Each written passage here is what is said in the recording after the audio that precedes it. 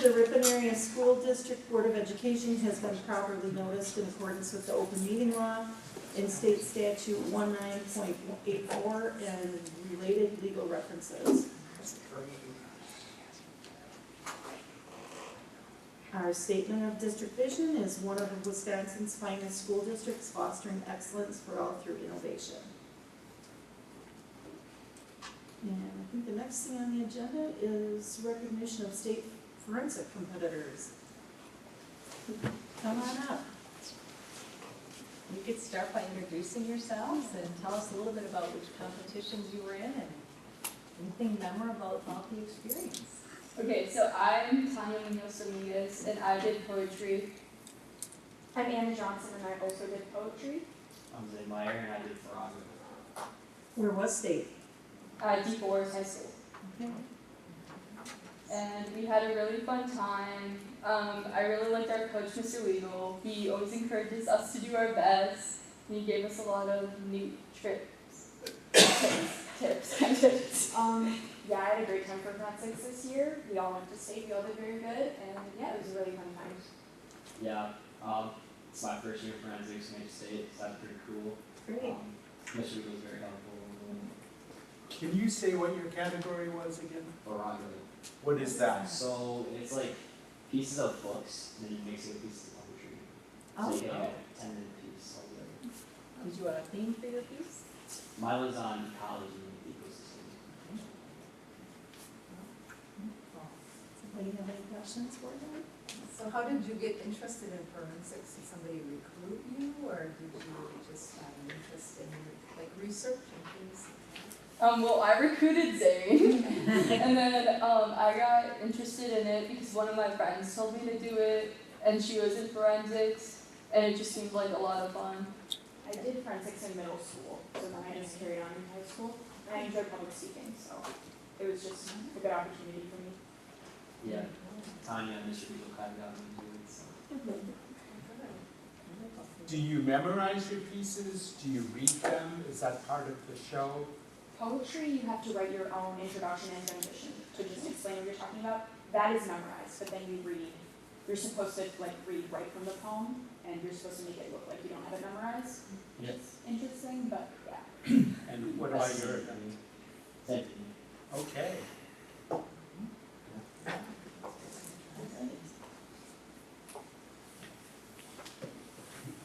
We have some certificates for you. Anna? Zane? Tanya? Thank you. Thank you. Thank you. Good job. It was nice to see you.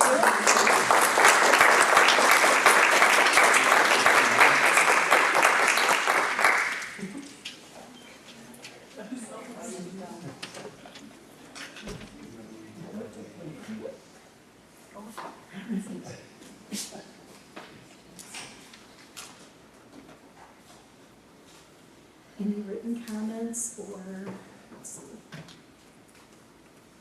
any visitor comments?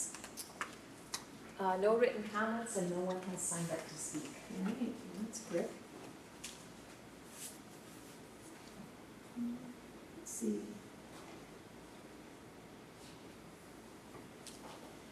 Any adjustments that anyone wants to make to the agenda?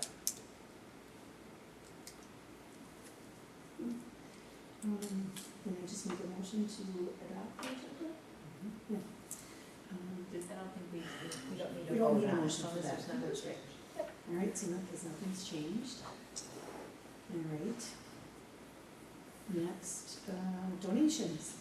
All right, we have a donation from Walsworth for $2,000, and that was given to the Ripon High School Graphics Arts Activities Funds. Thankful for that donation, which will greatly impact our students.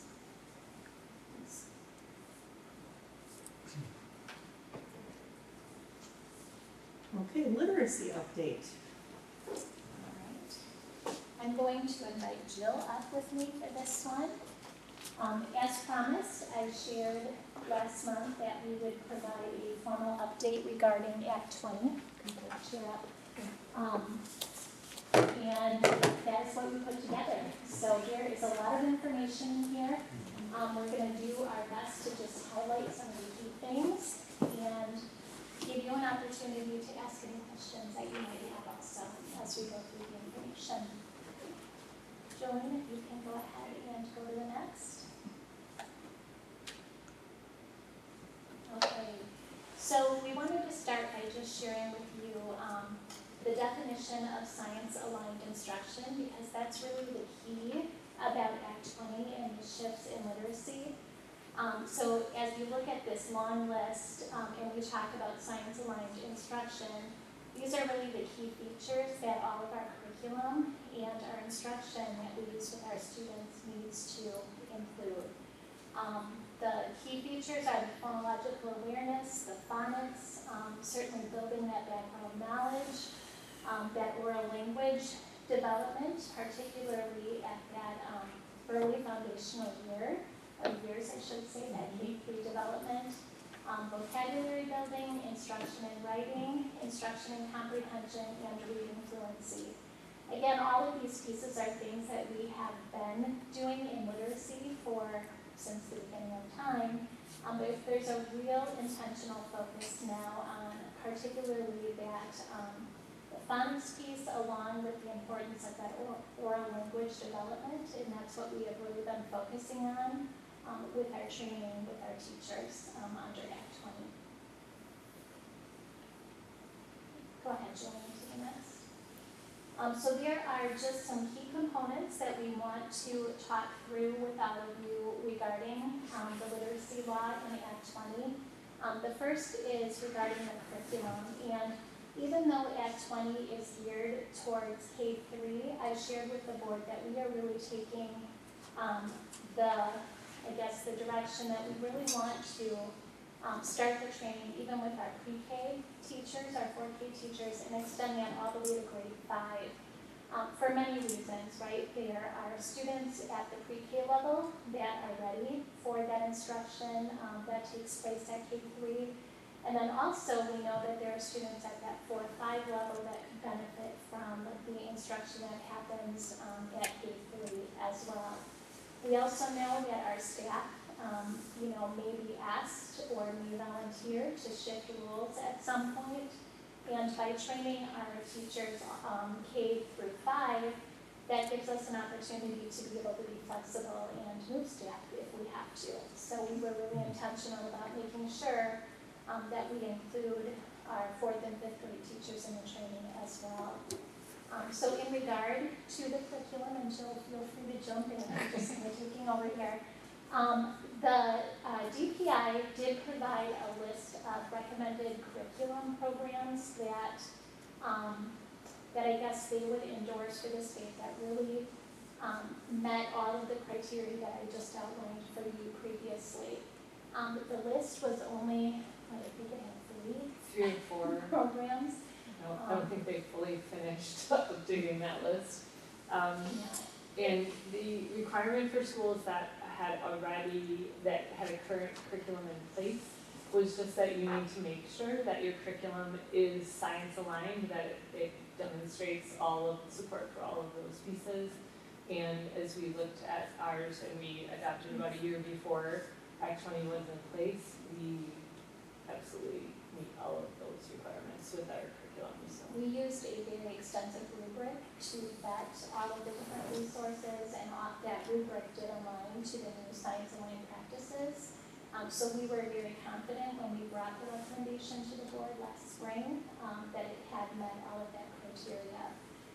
The particular resource that we did adopt, Benchmark Workshop, did not make the official list of the 3 vendors that the state selected, but it is under potential review to come back.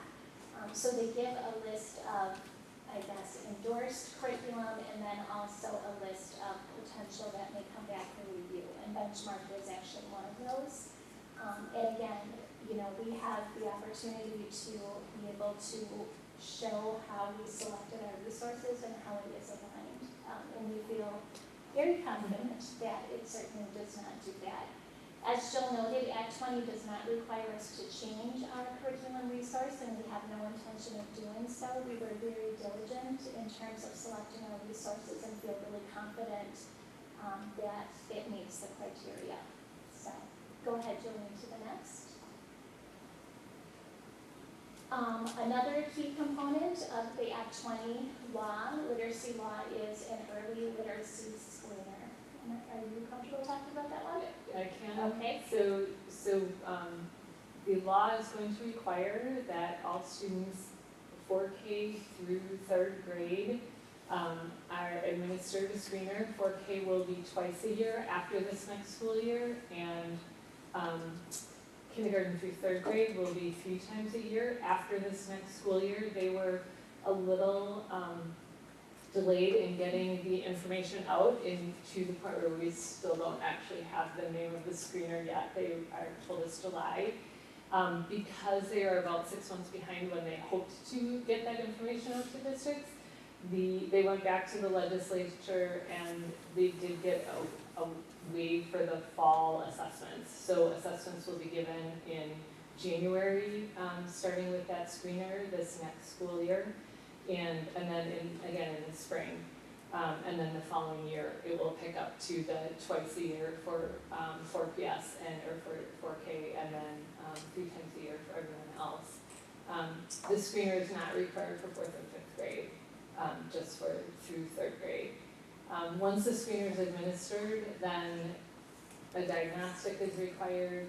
We have a little more flexibility on the diagnostic, although we're also still waiting for that list, but there will be more that we can choose from in terms of what the diagnostics might be. So we'll have to see what's on that list, but we may be able to keep the one we have, or we may have to change. We'll have to see what they decide to do. Again, part of the challenge, we had hoped to be able to bring the update to the board, letting you know what screener we will be using, but we are still waiting for DPI to release that. Along with that is that training component also, because there certainly will be a level of training that may be required for our 4K through 3rd grade teachers.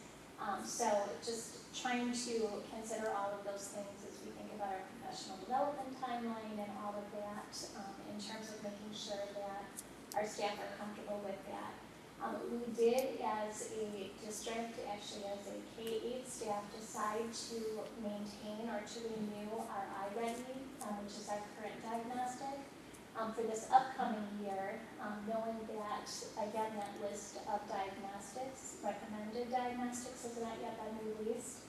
iReady is something that we all currently use. It is systematic, where we have data K-8, which is really helpful to be able to continue to determine what programming looks like, and for that reason we decided to stick with it. We still are not sure in terms of what diagnostic we may need to go with once the screener is determined. So that may be another update coming to the board once that information is released. What's the difference between a screener and a diagnostic? Why do you need both? Sure. So the screener is meant to be just very quick. It's very intentional in terms of like skills, early foundational skills that we want to know whether or not the students have mastered. That screener is going to also determine that 25 percentile mark of whether or not a student will need more of an intensive reading plan, which we'll get to shortly. And even following the screener, we likely will do a diagnostic with our students. We use iReady as a diagnostic currently for all of our students to give us that data. So do you want to add? the screener just is sort of a quick check and would flag students that might possibly be at risk of having difficulties in reading. And then the diagnostic would be able to pinpoint a little more closely what exactly in this area, what exactly do they need, where would we start instruction? Thank you. I have a question. What's the word on the street about maybe using iReady? Has there been any? It's not ruled out. iReady is really hoping that it will be one of the selected diagnostics recommended from the So it state, is on so the we list, still don't know. probably. Yeah. We're somewhat hopeful that it will be because again, it is something that our staff already know, our students are already familiar with, which would be great. We have a lot of data We do, on we it. do. And we wouldn't have any gaps then in our data, we would just be able to keep using it. Okay, so then this next one talks, Gary, a little bit about that diagnostic that you had asked and the difference between that.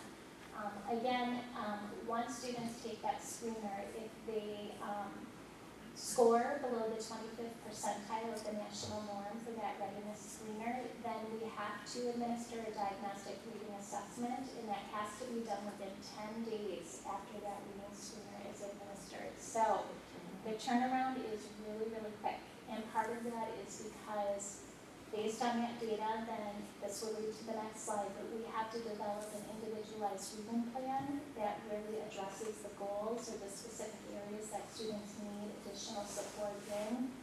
So there is a very, very quick turnaround between the screener and the diagnostic, and a lot of record keeping that goes into all of this. So, Is it almost like an IEP kind of thing? kind of, Yeah. yes. The good news is that we learned that students who already have an IEP or are English language learners, because they already have a plan in place with specific goals, we don't necessarily have to rewrite an individualized reading plan for those students. However, our goal would be to try to align the goals from the literacy goals and what it looks like specifically for special ed and for English language learners as well, so that it's all aligned. Okay, and then the personal reading plans that I was just talking about. So again, any child in grades K through 3 who scored below the 25th percentile on the readiness screener must receive a personalized reading plan. And there were some outlines of what the plan should look like or include. However, like so many other pieces, we are still waiting from DPI to release an official copy or draft of what that plan does need to include. We know the specific components of that plan, however, we're not exactly sure how that is supposed to be reported out.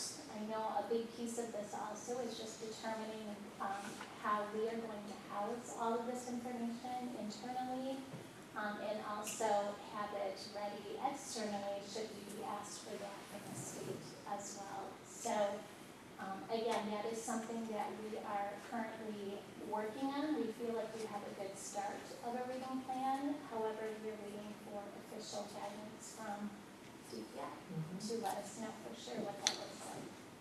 Yeah. So with all of these delays from the DPI end of things, just for my own curiosity, do they adjust their deadlines and expectations of when things are going to be rolled out within the district based on their own delays?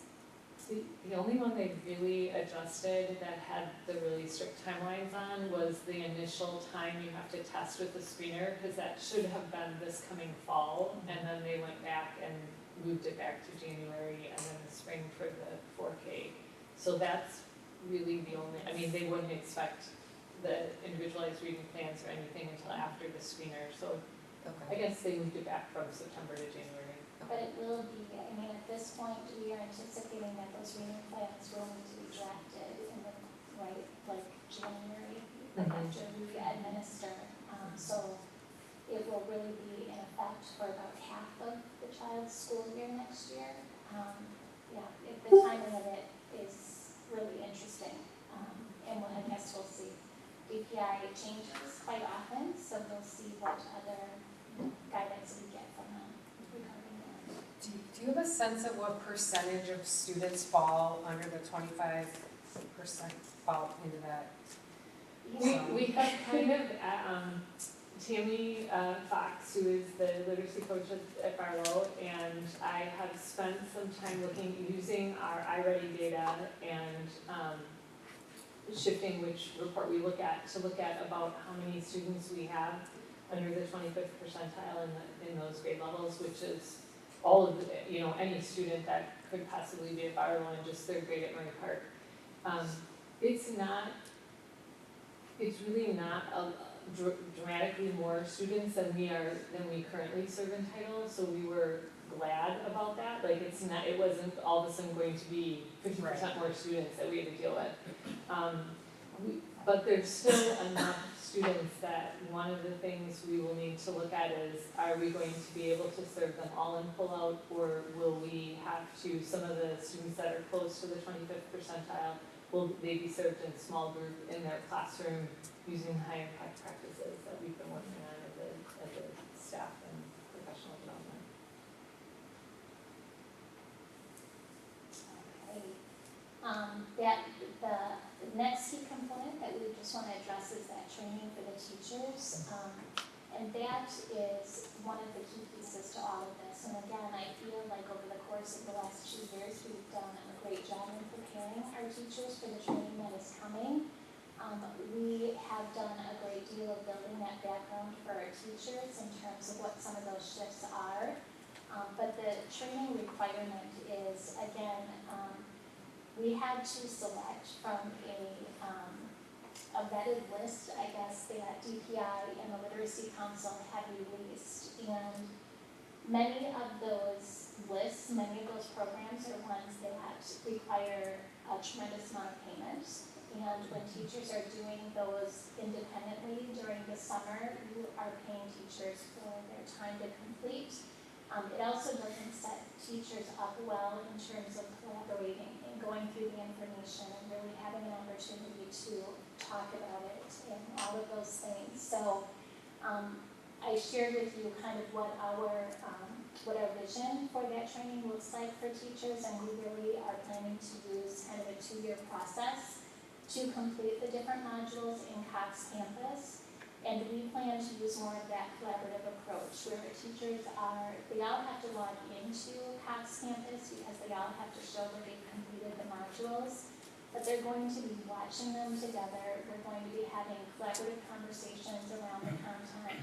We're going to be using the support of our CISA 6 partners to help, go more in depth with the information that's found in those modules and just really help our teachers set them up for success and really feel that they have that collaborative, supportive environment to complete this rather than just sending them out and saying, you get to complete all of this and then you're done, submit, right?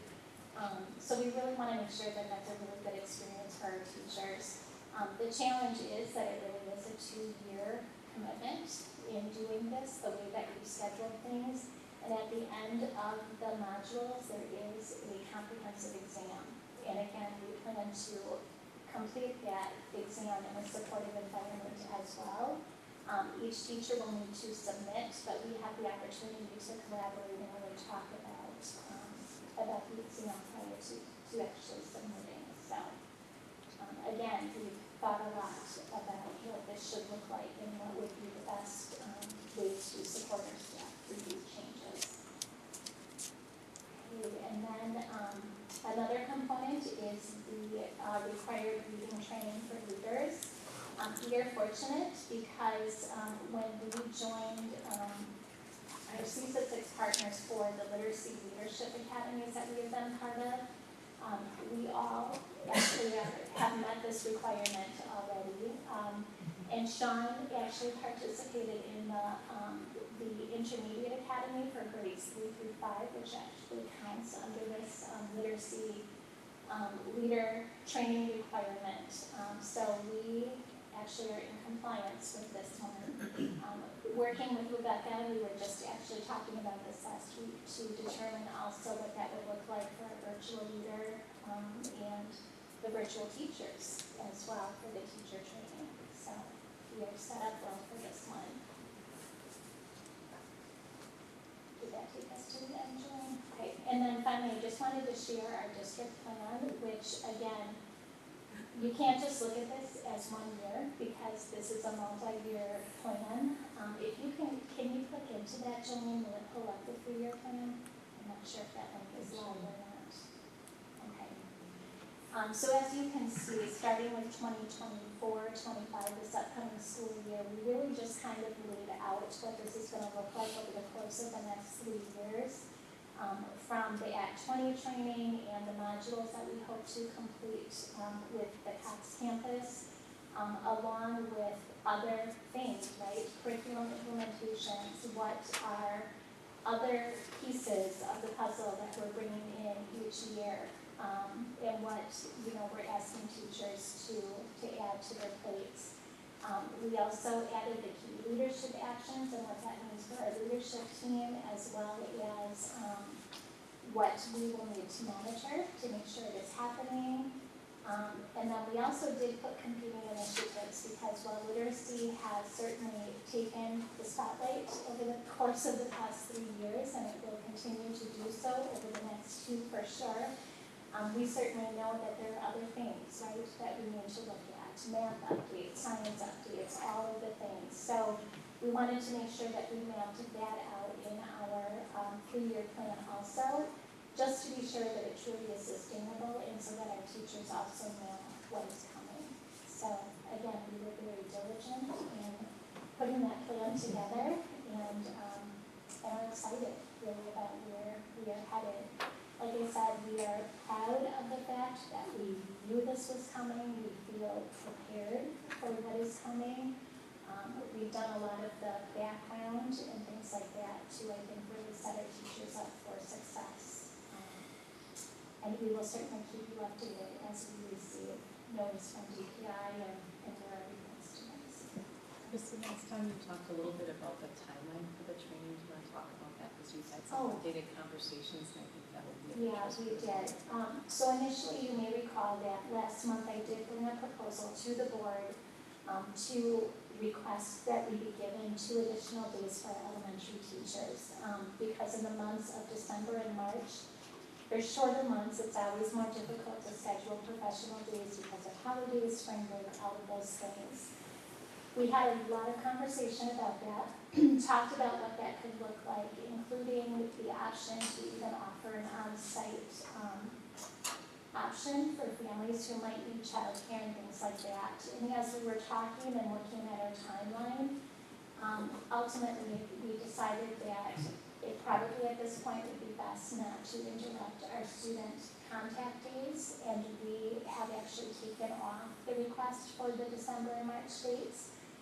We're going to shift some of the modules and what that looks like in terms of training for some of the various months, and then potentially even add sometime next summer for our teachers to do some training, some combined collaborative training where we can get together, review the information, and try to do it that way rather than disrupt those days in December and in March.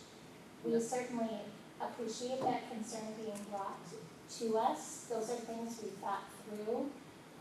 As you take a look at the components of Act 20, you can see that there is a lot, and we're trying to be creative and really think about how we can best meet the needs of our teachers, but also respecting the fact that our families also need that time. And summer is a great time also. As teachers come together, they feel a little bit more refreshed oftentimes, without having to plan, right, for virtual instruction and all of those other things during the day. So we're going to be rearranging our timeline just a little bit to address that for future.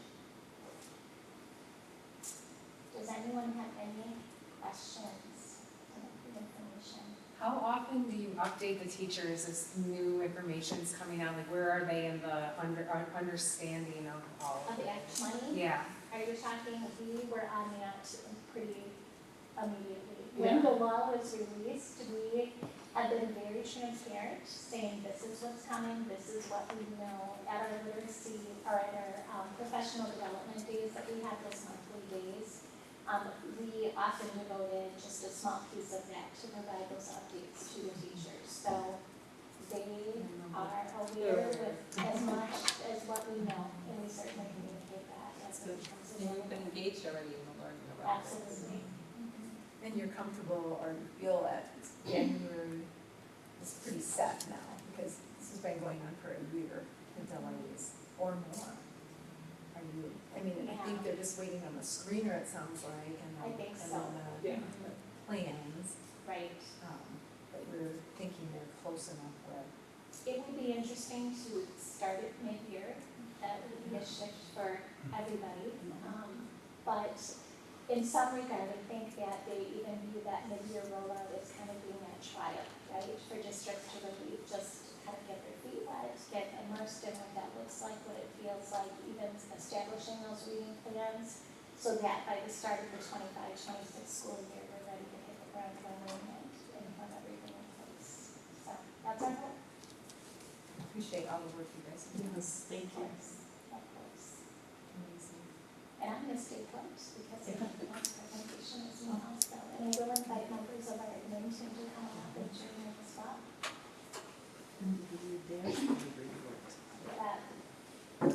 And this is probably the last year that it will look exactly like this because we're shifting to everything last year, so this will have kind of things to So as you know, we've used this format for the last 3 years, and it has served its purpose well. There is always a ton of data in here, and when we bring everybody up, we don't use this time to really go through the numbers and the figures because you have the opportunity to preview all of that. This is really an opportunity for you to ask us questions about the data if you have any, an opportunity for us to highlight some of our successes and really kind of our next steps for where we want to go. And as Mary mentioned, one of the big district successes or celebrations that we have is that starting this summer through EduClimber, which we are bringing back a data management platform. The data will be readily compiled for us, and it will be shared in a little different format and easy for you to follow. So we are really excited about that. So the look of this particular report will probably be the last time you will see it exactly like this. So we will start all the way up, I guess, at the top, Jolene, if you wouldn't mind, starting with our K2. Oh, maybe you're already there with our And K2. if you haven't had a chance as board members, one thing that's fascinating to do is actually like pull up last year's dashboard with this year and look to see those changes because it's not possible to put all the historical in, but when you pull it up and you see, you know, well, what does our attendance mean? It's nice to see, oh, that number's gone up since last year, and so that's a celebration. For this particular report for the end of year, as Mary had said, we don't pull up last year's to compare to this year. We'd like to take a look at mid-year and how we progress to the end of year. But it is fascinating to really take a look at where we were last year in comparison to this year, for sure. And so as a refresher for me, is the attendance, does the percentage just include excused? Or like if they were absent, is this just unexcused in that percentage, or? This is percent that are actually, and sorry, I want to make sure I understand your question. So what's included in this are the students that are in attendance and or have that excused absence reason, correct?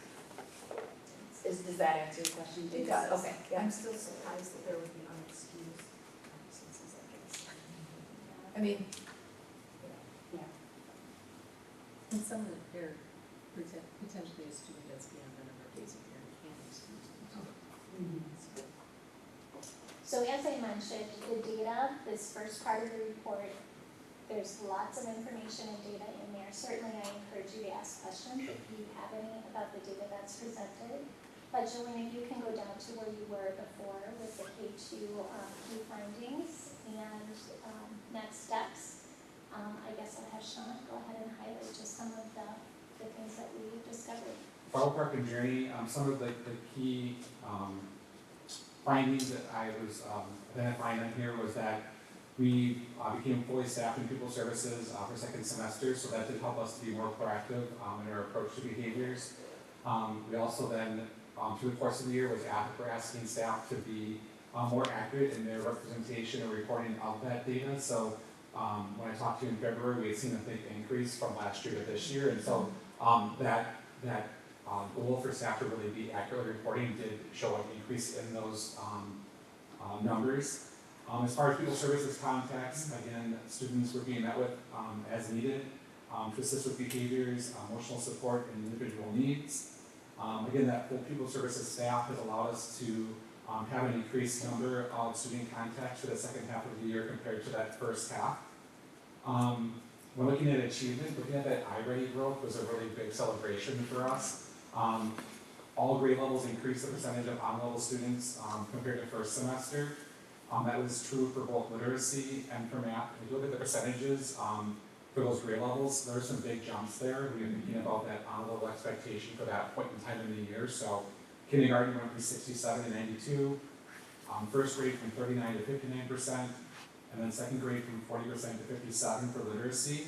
And then for math, those same grade levels, 52 to 83 for kindergarten, 34% to 49% for first grade, and then 32 to 51% for second. So those are some nice areas of growth on that iReady assessment. For academic intervention, our interventionists were supporting through small group and pull-out interventions or one-on-one tier 3 interventions. Another celebration was that reading corps serviced 73 kindergartners and 5 first grade students this year, so that's a great resource for us to get extra assistance to those students that need it. And then at the end of the year, the number of students that scored above the end of the year growth target was 44 of those students. So another celebration there with the academic intervention. Looking at next year and our steps that we're going to be taking to improve those scores even more, we want to create and implement a list of non-negotiables for classrooms in both the areas of literacy and responsive classroom. That will help with those literacy scores and the behaviors. Continue professional development and implementation of a new literacy curriculum and those high leverage routines with a high focus on Act 20 requirements. We really are working on trying to find an SST process that is aligned between 4K and 5th grade. So the conversations between Barlow Park and then NPQ will be ongoing as we try to fine tune that process to really determine how we can best support students that are identified. Prioritize and intensive tier 3 interventions for first and second grade students with the highest needs. Really just trying to figure out where our biggest bang for our buck can be by using those interventionists to meet the students that need it the most. Another initiative is taking and tracking that literacy progress throughout the year, being responsive to student needs, and a part of that is that WIN process. Currently, Barlow Park and Journey was not using a WIN intervention process in the classroom level this school year. As part of the master schedule next year, that has been put in as a plot to allow for teachers to really be responsive to those student needs and intervene in all areas as we go forward. And then that would create a bigger emphasis on data and a more timely approach to really trying to help to target those deficits and then intervene before those gaps get too wide. So that's been a big initiative is implementing that WIN and then an increased focus on data as we plan for the 24-25 school year. As Sean mentioned, we are very fortunate to have the support of Reading Corps supporting our kindergartners next year, right? It's going to be added to our 3rd grade. Yes. Which we are really excited about, especially as you see all of the mandates under Act 20 and the individualized reading plans and all of that additional work that needs to be done with our students. And we are also very, very appreciative of the opportunity to have those additional interventionists in our building to help support at this time. Certainly we always hope that as those gaps close, the need for that additional support decreases, but we are very, very appreciative of that, and it is most certainly making a big difference with all of our students right now. I will add also, Jill is here to also talk a little bit about, normally Jill does her annual reading report, and we did integrate her data into this report as well, so she may be speaking about some of that data as well. I know Jill's data collection focuses heavily on the FAS, which is our, which measures really that comprehension and fluency piece. So the first release of the report did not have the VAS data, and we recently added that in there so that you can see what that looks like. Again, throughout the district, we use multiple assessments that measure different things, right? iReady has very distinct skills that they measure, as does BATS, like I said, which measures our comprehension and fluency. So there's really multiple data sets for us to address as part of our report. As we move into the 3-5 findings for that data, I guess I will reiterate, I know Renee is not here to speak on that, but I will speak for her. And Sean has done a great job of doing so, because so many of the pieces that we put in place for K2 are also happening at the 3-5 level. You know, there has been, again, such intentional training and things that go along with the new resources that we have adopted. As we anticipated, oftentimes when you adopt new curriculum, there is what we call a dip in data, just because as it's new for all staff, sometimes that data tends to go down before it goes up, and we certainly do see that a little bit in the data that's reflected here. But we are confident that that will continue to improve as the years go on, without a doubt. For me, and looking at this report overall, whether it's kindergarten or high school, it's always remarkable to me when you look at the data and just how it changes from mid to end of year, and just how much gap closure there really is. Do we have work to continue to do? Absolutely, but have our teachers worked so incredibly hard to close those gaps and get more and more students where they need to be and above. It's truly remarkable, and it's kudos to our administration, to our staff who work so incredibly hard to make that happen. As I mentioned at the 3-5 level too, we have added math intervention to our menu of offerings for our students. That math intervention is a shared position between EL and math, and the amount of intervention is dependent upon what the caseload of our EL students looks like as well. But it is nice to have that additional support along with that additional reading intervention, and the numbers show just how many students have been served and have even been exited as a result of those specific interventions. Is there anything, Jill, that you want to add in terms of? No, I'm happy to answer any questions, but. One of the next steps for, and I would say this for K all the way through 5 for next year, that I'm really excited about is, so the Bridges math curriculum that we currently use or are using actually has released the next edition, an updated edition, and just knowing all of the training and all of the learning that we're doing with literacy, I decided to kind of hold off on any sort of new adoption for math this year, just because it's a lot for our teachers. However, I did put out the option for teachers to kind of do a pilot of the 3rd edition, just so that we could make a decision about where we want to go in the future years. And there was an overwhelming response of teachers wanting to pilot. They're just ready to jump in and take that under it's just amazing, considering all that we are doing with literacy. It just speaks to the staff that we have and how current they are and just how passionate they are about what they do. So we're really, really excited about that. I guess I just wanted to highlight that piece of it. As we look to the middle school, and I will speak for Rick in terms of middle school also, I guess one of the key findings, key celebrations, is the model of intervention that we have also put in at the middle school. Having specific core teachers certified in the area of intervention and actually working with students who truly need that support has been a huge success. We know always that, more time would be great to have with them, so we always look at schedules and how we can add more time to be able to work specifically with our students. But I think that we are really celebrating that model because, again, we have the right teachers working with the students that need the most support. And that is a really huge celebration for us. As I mentioned, we plan to continue to use iReady as our diagnostic at the middle school level next year. We've had many conversations. By the time the students get to middle school, because they've used iReady, they're not always the most engaged in it or most excited about it. So I know the middle school staff have worked really hard to provide some incentives for students to do their best with the iReady data. And we'll continue to have those conversations.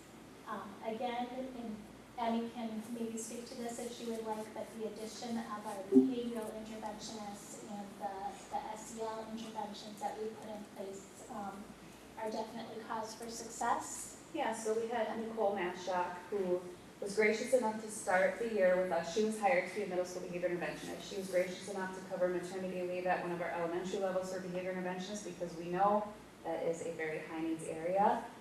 It worked out for us because our behavior interventionist at the elementary level has decided to take another position with the county, which she'll be fabulous at, and Nicole is going to slide into that elementary position. So while we will no longer have that behavior intervention position at the middle school, she was a middle school teacher for years and just has that amazing skill set, was able to come in, start some new initiatives that we will be able to sustain with our existing staff members, and also just teach our teachers a ton about what they can do at the universal level in their classrooms. So she was an enormous asset in those few months that she was there, and will continue to be an asset in our district. As we look at next steps for this next year, Emmy has worked to set up responsive classroom and developmental design training for all of our staff across the district, which we are super excited about and confident that that will certainly make some huge gains with our students in classrooms across the district. We were, as you know, successful in getting a nearly $300,000 federal grant, which is a really big deal and very exciting for us, which is ultimately allowing us to bring responsive classroom developmental designs and EduClimber. So very exciting for us as a district. Again, just to have anything where you're able to have all staff trained. It's not an expensive training, but there's a reason, and it's one of the best. So I'm really excited that we're bringing this to Ripon. Responsive classroom will be, we're going to train everyone 4K through 5th grade. It does extend through high school. However, we made the decision to bring developmental designs to the high school level. Essentially, the two people, the creator of responsive classroom and developmental designs, started by working together to create responsive classroom. And then one of the gentlemen ultimately branched off to start developmental designs, and he kind of took some of the really good 6 through 12 ideas with him. So we are choosing to opt for developmental design because it is very focused on what will fit our system nicely. It is advisory based. So because we already have advisory set up, we are in a position to adapt that really easily. All right, and then that leads us to the high school. Mr. Thompson, anything you would like to highlight for this? Yeah. Grab a seat. So looking at the high school piece, there's 3 main things that I think are really important to highlight when we're looking at the data. Our attendance is the first one.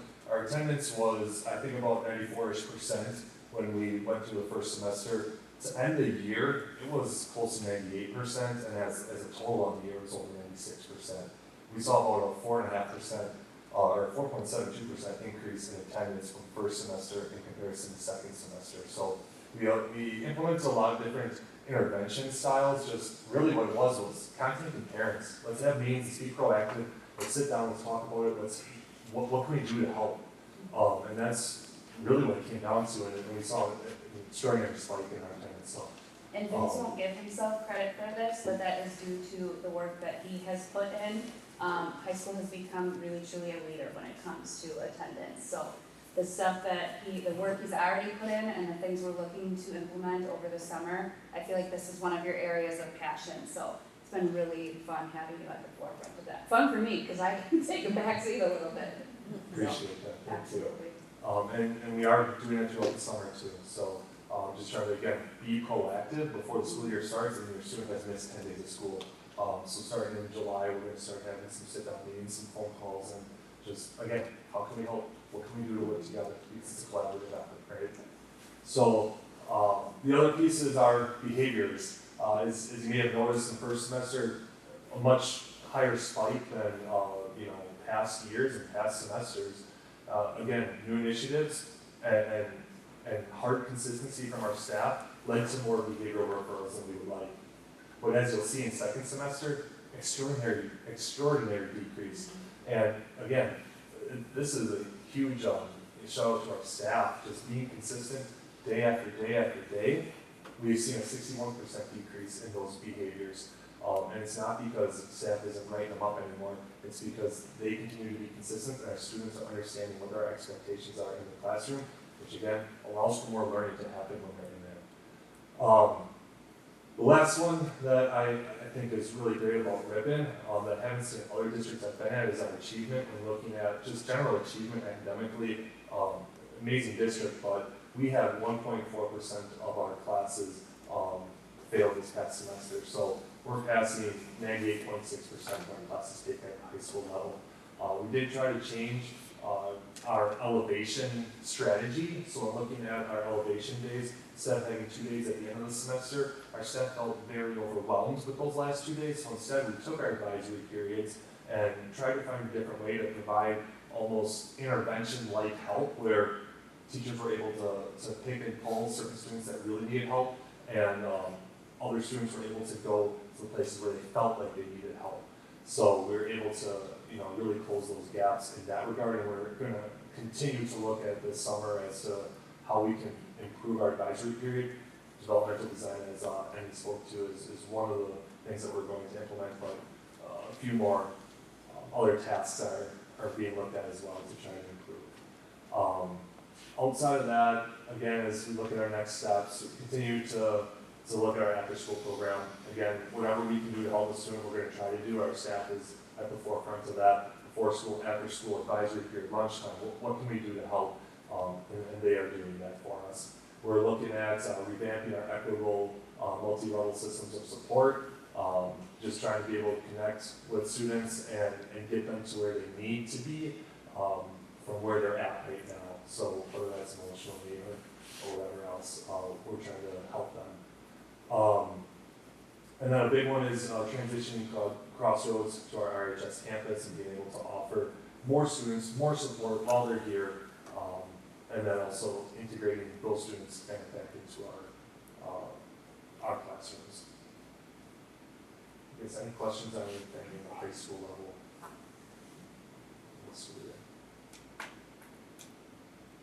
Just a comment, it's nice to see that, kids that struggle early on, which is probably not typical, by the time you get into high school, you see a big gap closed.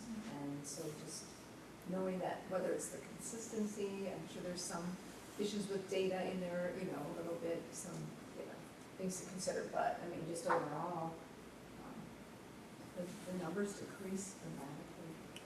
So, kudos to you guys. Thank you for everything that you guys do. All right, and Rebecca is on, I believe. Rebecca, are you still there? This has been kind of, it's been a little glitchy tonight. Let me see if.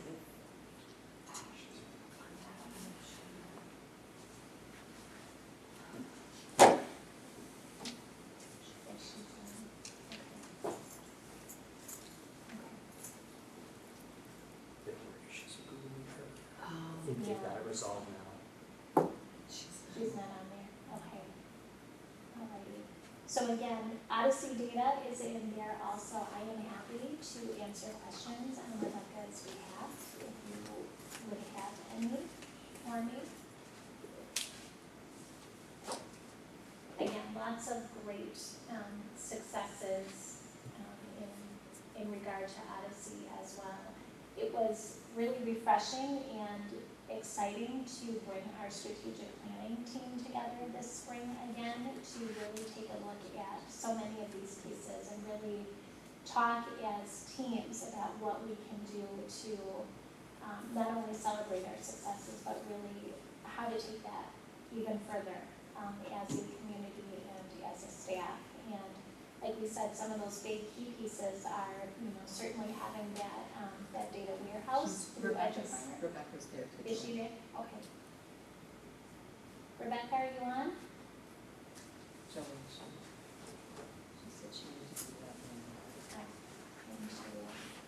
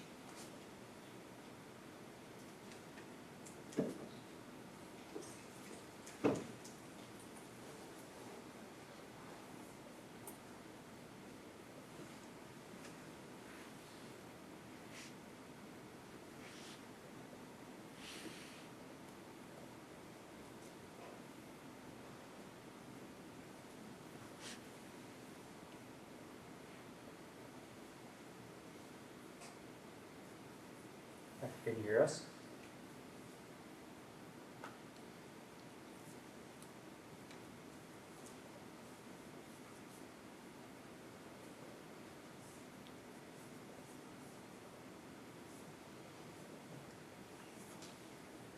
Do you see her?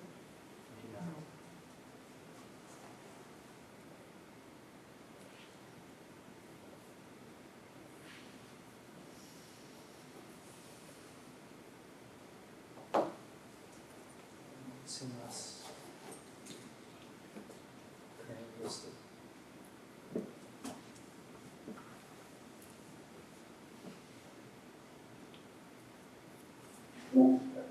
Oh, there you go. All set? Yep. Okay, thanks for connecting. I appreciate it. Am I up or are we?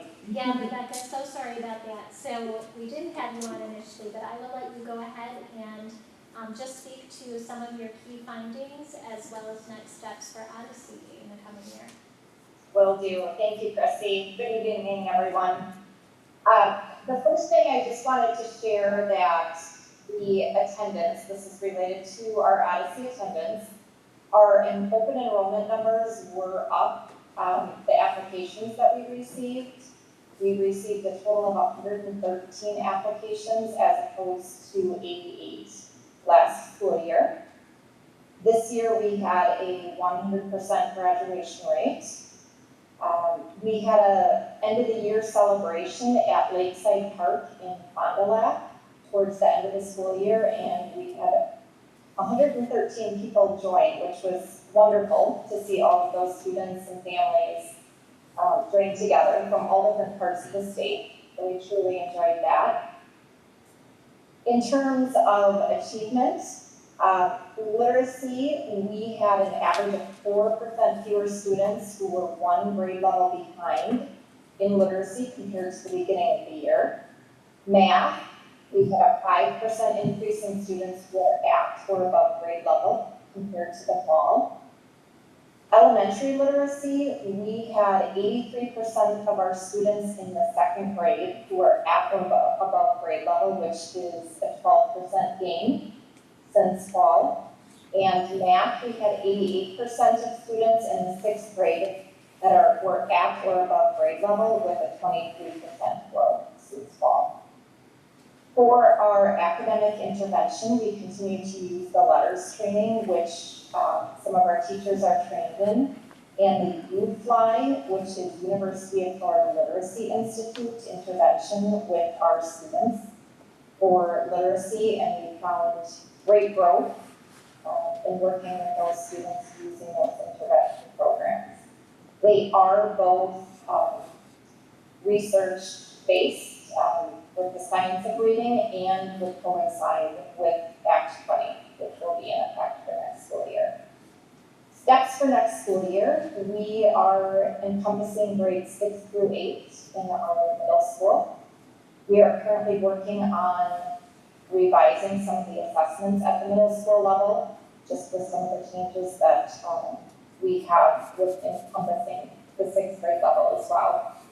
We have recently added 3 new members to our Odyssey Governance Council as of last month.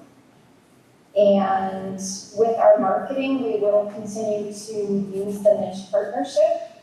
I do get a monthly report, and since we have started, we've added 92% new users that have visited our website. So we're pleased to continue with them as a partnership, and we'll continue to follow just the reports and the traffic that's being brought to Odyssey as a result of that.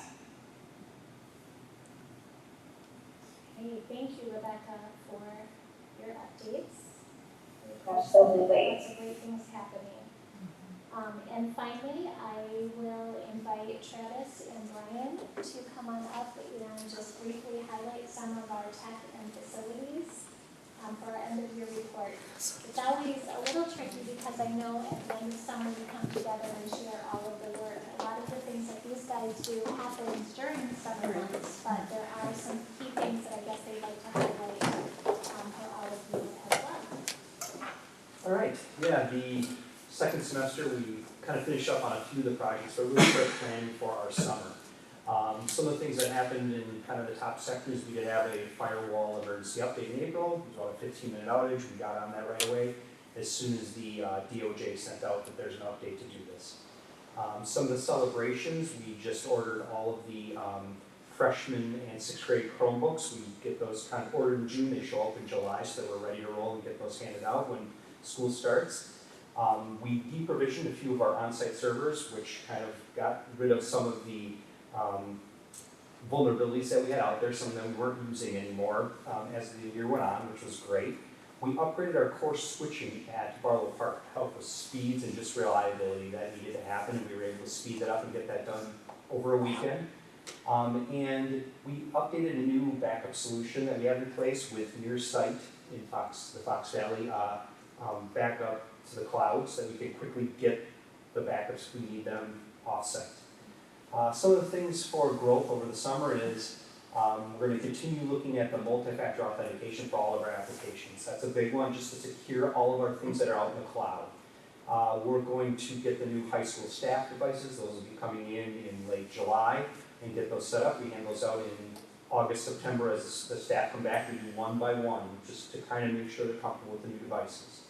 We're going to start investigating multi-factor authentication for student accounts. It's something that's new around the state, and we've only had a couple of school districts that have done it, but I've sat through a few presentations with them, and I'm kind of investigating what it would take for us just to secure, again, our cloud data. So much of our stuff is in the cloud right now that I want to make sure that we're safe out there as well. And then lastly, a big one is, again, Clever is kind of how we provision our apps as a landing page for the students.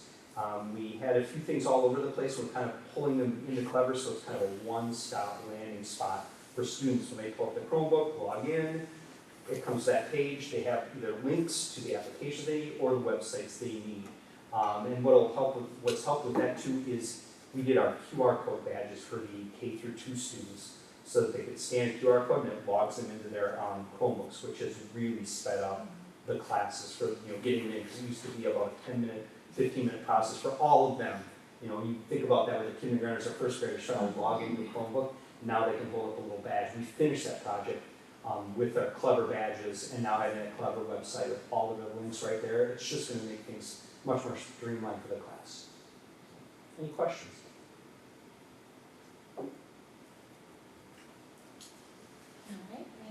Facilities is in a marathon right now.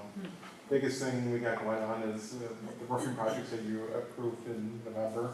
The recode actually finished on Friday for the front side of the building. We're about 1/3 of the way done with the tear off and refinish on the middle school commons.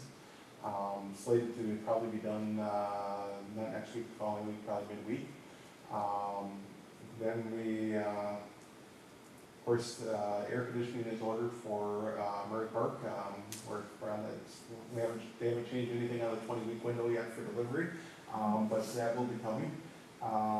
Really focusing on a lot of safety items that we've been really doing as an initiative as a district, replacing locks at Murray. We're wrapping up that project this summer, adding cameras at multi-sites in the district, just for better coverage and especially for our outside stuff. We had some outside cameras, but we really wanted to change the level of clarity on the outside, just to be more proactive if there's any concerns. A lot of the things we've addressed, this second half of the school year are things that might be high frequency maintenance items that we really wanted to just address and kind of put to rest. With some unit ventilators in classrooms that are just consistently noisy or breaking down, just getting vendors in to do some repairs that really will be long term versus fixing short term and then hoping that it doesn't act up again. Another big one that started actually today, they started cutting down trees on St. Wenceslaus and really starting that project Thursday, Friday. You should see the pavement start disappearing out there, and really seeing that project really start opening up in the next week or two. But really coordinating with the city, myself and Mary, really working with the city and understanding, what we would like to see, down there to increase the safety and the flow of that site really, add to that aesthetically, better look out for Eagles Field, as we're looking to do some renovations on there. I think, for me, second half of the year's kind of been some retirements, some resignations. Two of my lead positions were filled in May in this building. And then I have another lead retiring in August. So 3 out of my 4 leads are new as of May.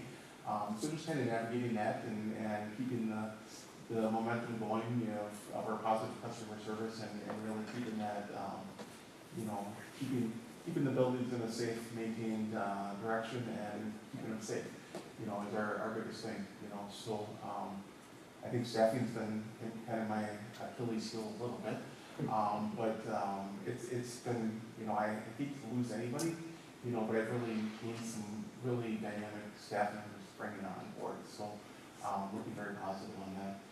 Just things to look at. I mean, we did share our list about 2 months ago of different projects of air conditioning in the fitness lab, some wall work, the tractor's up tonight, just some different things that we got planned, and really doing the high priority things that vendors would have a long lead time of doing projects, getting those set up early, and then looking at some of these other projects that won't take quite as long to complete. So obviously my list will keep coming back, as we secure vendors for these projects and asking for your approval, but I couldn't do it without the team of 14 strong team members I have that I get the luxury to work side by side with every day.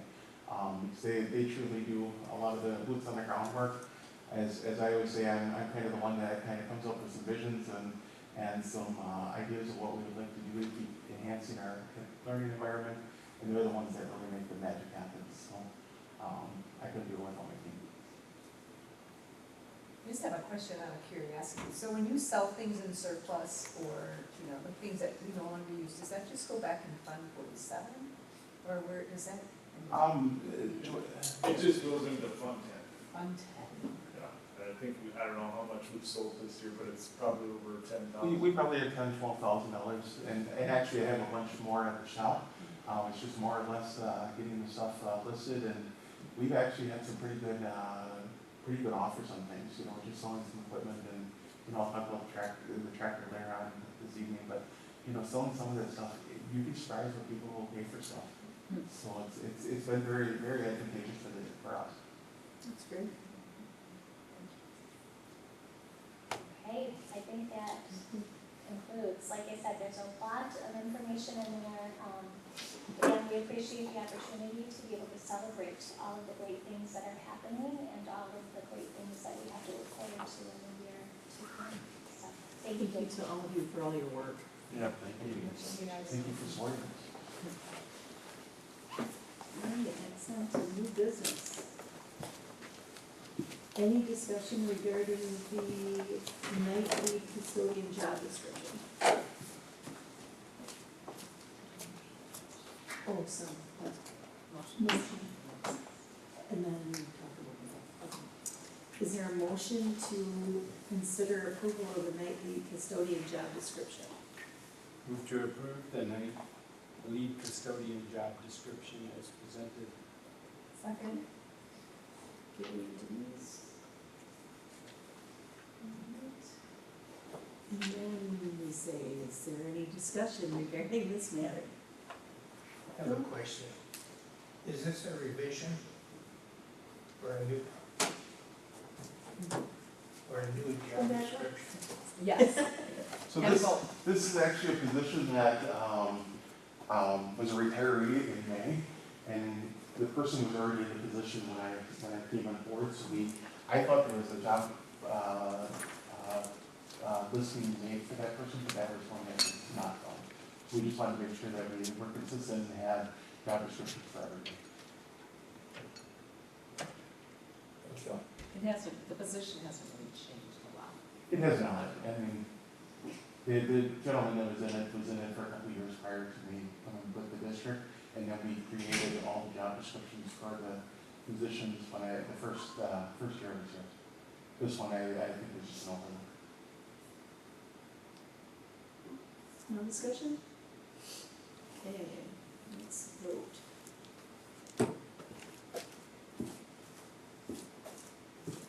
Do that, right? Yes, all right.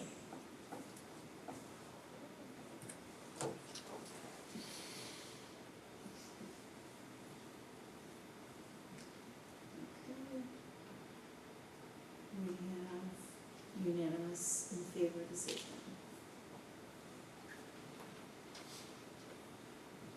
Next item,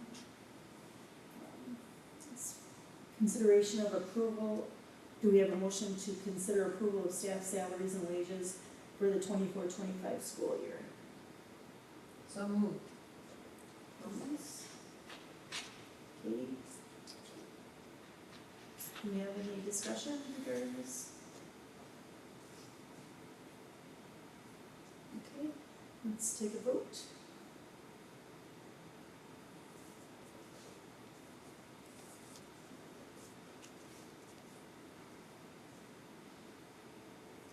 Another unanimous decision, 4. Next item. Do we have a motion to consider approval of staff 403B retirement plan contributions? So, Okay, Second. Kelly? Any discussion? Okay, let's take a vote.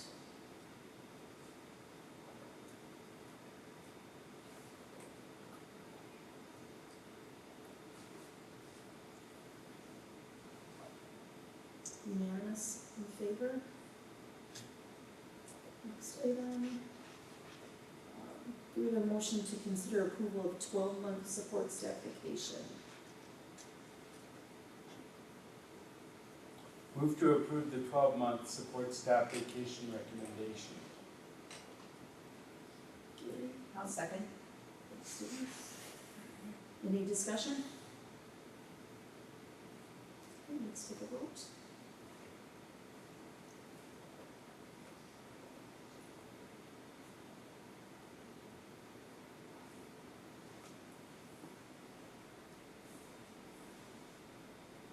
Six in favor and 1 abstention. Next item. Do we have a motion to consider approval of lawn tractor replacement? Motion to approve. Oops, what happened here? Hang on.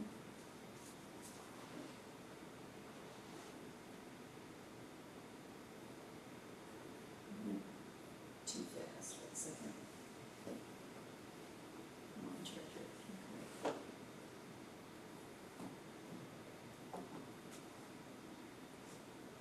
Anyone second? Something, yeah, but something is goofed up here for me, I always think. Yeah, I need a second. I'll second. Kelly?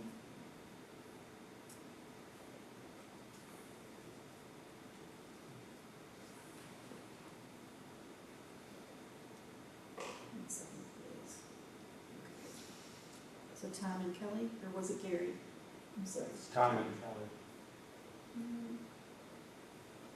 Kelly. Any discussion? Let's take a vote.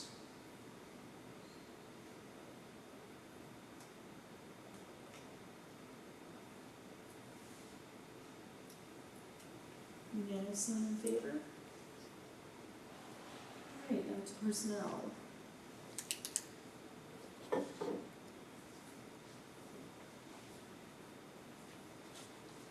Do we have a motion to consider approval of professional staff voluntary transfer? Motion to approve. Second. Tom? Okay. Any discussion?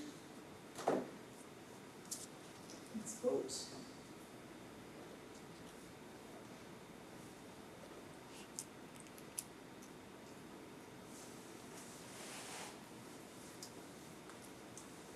unanimous. Next, do we have a motion to consider approval to hire professional staff? I move to approve hiring of Tamara. and Yes. Laura. Second? Any discussion? Let's vote.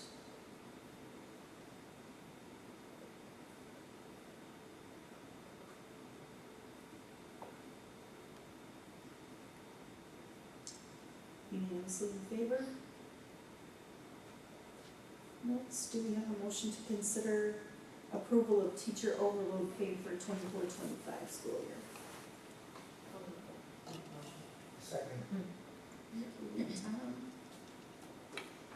Any discussion? Let's vote.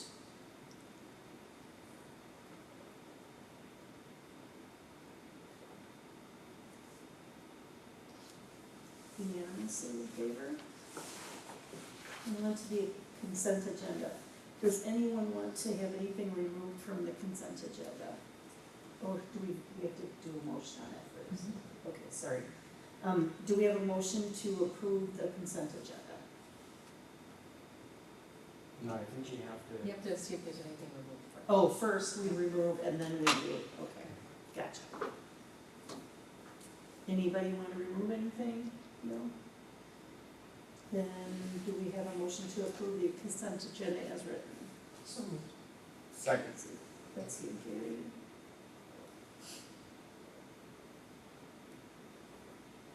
Any discussion? You can't discuss. We can't discuss the agenda. That's why we just asked that, didn't we? Yep. Let's vote on that.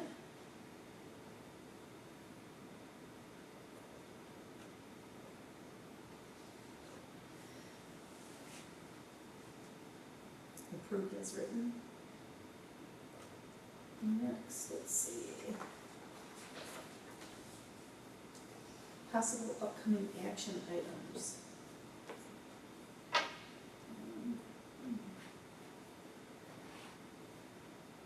Do you have a motion to consider approval of the payroll and benefits manager job description?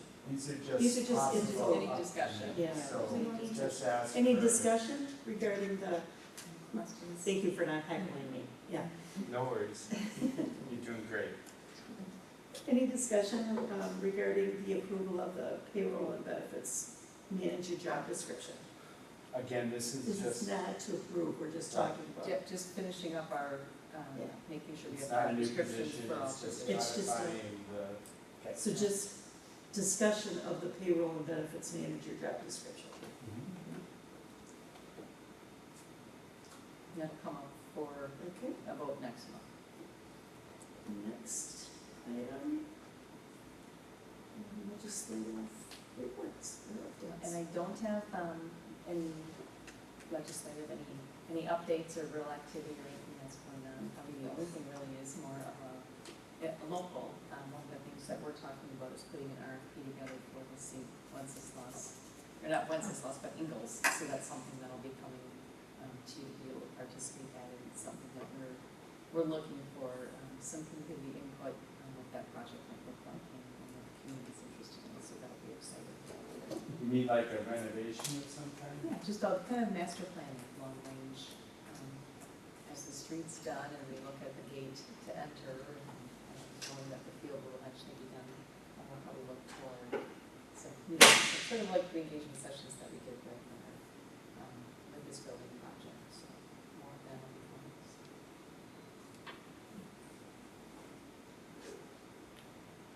Any other curriculum department highlights for June? We kind of went over I everything. did, yeah, I guess the only thing to highlight is that Act 20 training requirement update, which I shared during the report. So, Thanks, Kissy. And today kicked off summer school. Oh, yeah, that's right. Business-related reports.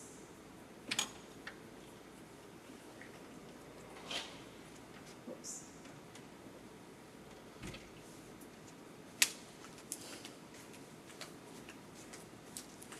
Any information regarding the general fund interim budget report? I would just say things are looking really good to close out the year. We've been, the big question mark we've had is You might just come up for a minute, I know you don't have too much. Just so that you're by the microphone. I was just saying that the only question mark that I've really had, I guess, well, there's other question marks, a lot of variable expenses, but the biggest variable expense that we have is our self-funded medical plan. And so, been very curious to find out how we were gonna end the year, and we've done really, really well the last 6 months. So we're gonna end the year well, and if we continue at that rate that we've been doing the last 6 months, we'll have a very good year next year too. But I think there's gonna be more spending in the summer, just with our staff being free to take care of their health and so on in the summertime. But that was a big question mark. Looked at it with our auditor, think we're running well, and so we should end the year well. So. Thanks for giving us so much information. Yeah. Ahead, then I have so many questions. Any other questions?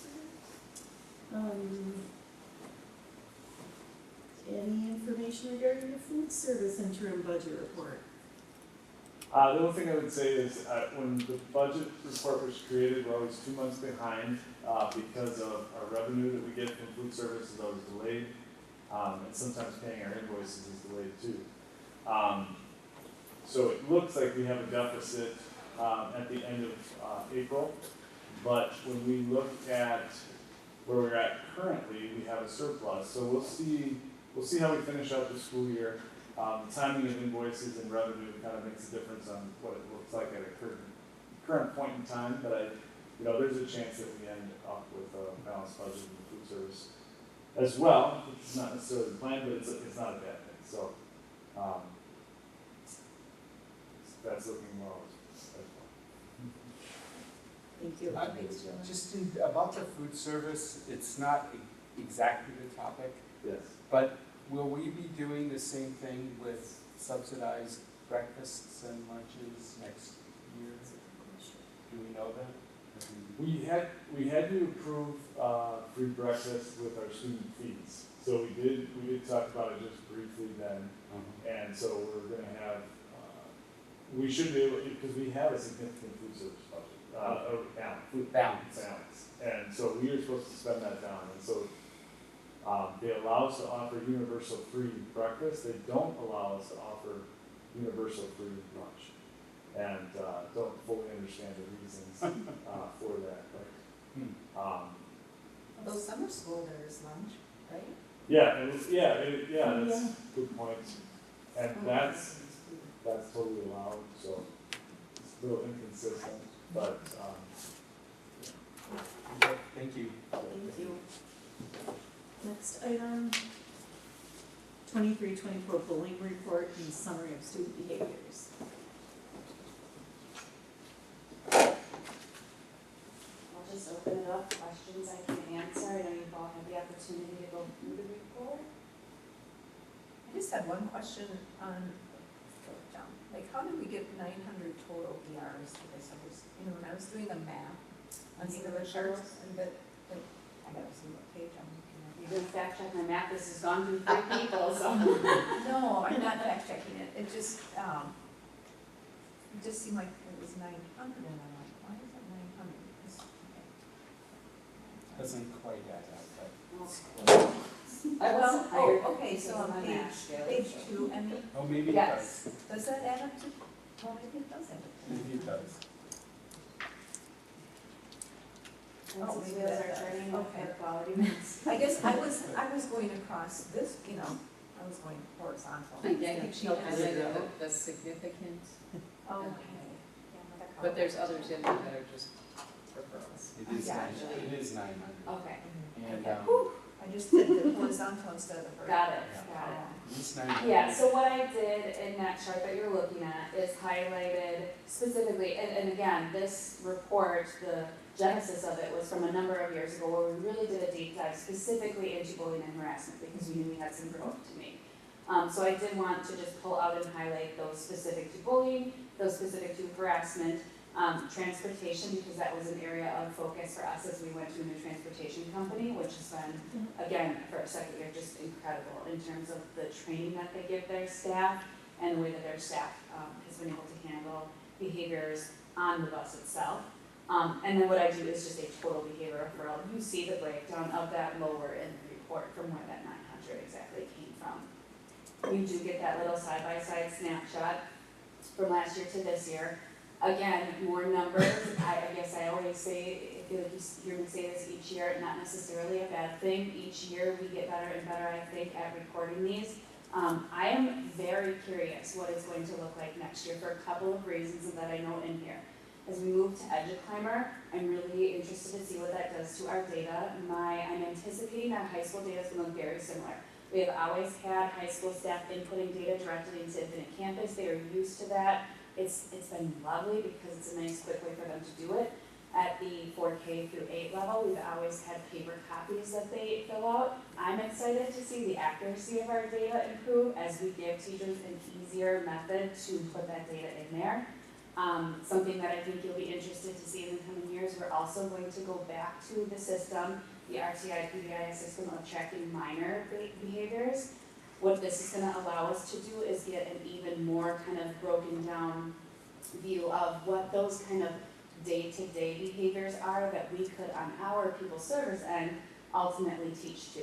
So when we look at responsive classroom developmental design, what else could we be doing at that universal tier 1 level in classrooms to better help bolster those skills of students? Those, again, maybe something we wouldn't report to the office as a major behavior, but there are some minor behaviors. How can we help students improve their executive functioning skills? How can we help students improve their social emotional relationships?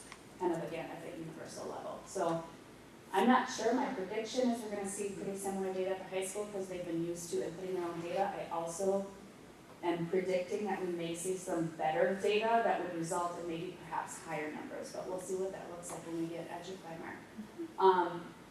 One reason we've also seen numbers, I'm going to use the word improving, although increasing, is because we've really, and as you'll notice, a big area for us is the harassment. What we really did this last summer, 1 year ago, is look at each of the categories of harassment that are outlined in state statute to make sure that we're really accurately not only addressing those pieces, but also categorizing those. Because if we don't have a specific category in our data, we don't know exactly what kinds of things we need to do to address the harassment that's happening.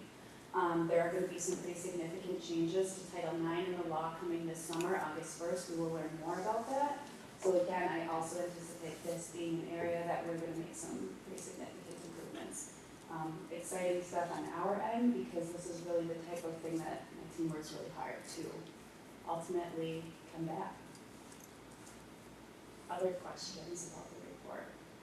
The only thing that stuck out for me was referrals, and I didn't quite see in the body of the report where that big increase is coming from. It was a little bit spread out. Let me go to the table here. The one place that well, to Sean's point earlier, a place where you're really going to notice is there was a significant jump in behavior specific at Barlow Park and Journey. Again, part of that was just, sorry, for better or worse, me being there in that building. This is the first year that I was in that building, so it was a nice opportunity for me to coach teachers through what that looks like. I was also filling the role of the counselor and behavior interventions at the beginning of the year, so again, this is kind of my wheelhouse, so I'm able to fill out more. But you'll notice a pretty big number of increase at that school.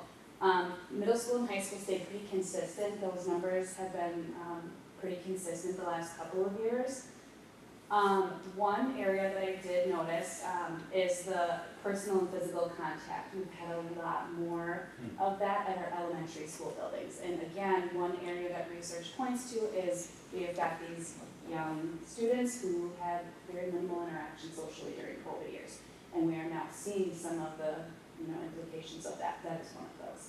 And so we're doing some things to combat that, some different types of things at recess, but also implementing more opportunities for movement in the classroom, and then again, responsive classroom strategies this summer that we'll be training staff on. Other than that, it was kind of more broad across the board, and just, I think, more accurate reporting. Okay. Is it hard to compare to other districts because the reporting varies so greatly in software used and It's a good trainings? question. It's a good question. I would think yes, only because it depends how much a district wants to break their data down.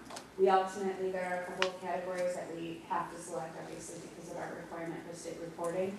But we have been able to kind of refine those categories. We used to have some kind of big blocks of different types of behaviors. We broke them down quite a bit because we wanted to see the specifics. It depends what another district uses. It's a great question though that I'm now interested in. Maybe comparing to other districts who use EduClimber would be an interesting way That's to what I look was into wondering, that. something streamlined at least to districts of similar size, Yeah. using the same techniques, but is there state mandated state reporting that's there, the state must be tracking and comparing They us in do. some way? Again, there are certain categories that we have to report on, so we have some really great comparisons in terms of bullying and harassment. Threats as well, we'd be able to see some of those things. But I am willing to bet that with the implementation of EduClimber CC6 to be able to help us pull some reports from similar districts. I'm cautious about comparing our data to other schools' data. If we're doing that as an opportunity to learn best practices and to learn what they're doing, but personally, from a safety perspective, you want higher numbers in these reports. You want as much reporting as you can. I have to stress this every year when this comes up. You want as much reporting as you can because you want to get at the problem when it's these low consequence incidents. So we want our reporting numbers to increase. It's counterintuitive for a lot of folks who want more reporting. So I don't want to get into this school district has better numbers than this other school district. Your point is well taken. If it's done in the spirit of best practices. And to see, hey, I see you have, X number for this type of thing. What What strategies are you using? There has to be some collaborative benefit to knowing how other schools are approaching it, how they're using the software, where they're seeing successes.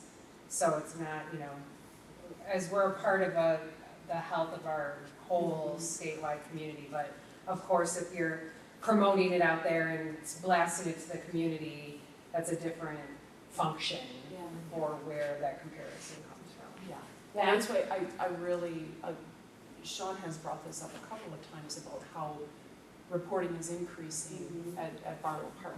That's a good thing. I agree. We want those higher numbers so that we can get at it versus low numbers, and we don't know what's going on because they're not reporting. Just anecdotally, one data point I'm going to be really interested to see is our staff satisfaction surveys. Our school social worker came to us from a district where they rolled out responsive classroom as well as had EduClimber. And one of the key pieces that they were able to make a connection between is the rollout of those programs and staff satisfaction. Because ultimately, right, if you give your staff tools at the universal level to utilize in their classroom, you're going to see that they're more satisfied with their jobs. So kind of related and yet somewhat unrelated point, but I am really excited to see what our data points look like a year or two out from now in terms of staff satisfaction, because when we equip them with more tools to utilize in the classroom, I hope we're going to see those numbers increase and improve. Other questions I can answer? And again, I would anticipate this report probably looking a little bit different, improving next year as we have some of those nice graphs that we can pull right from EduClimber. We'll be able to see that all broken down. The charts are fine, it's always nice to see something on a graph and then be able to really take some nice snapshots as we go for the years comparing side-by-side data. There's actually functions built into EduClimber that will do these reports essentially for us. You probably answered this at some point, but can you take this data and dump it into EduClimber? We've already done that. Oh, And we're working on it. It is it's quite a process. We started with the previous 3 years, so that's where we've been, kind of our marker has been the last 3 years. And then moving forward, we'll have improved data each year. Thank you. Thank you. Absolutely.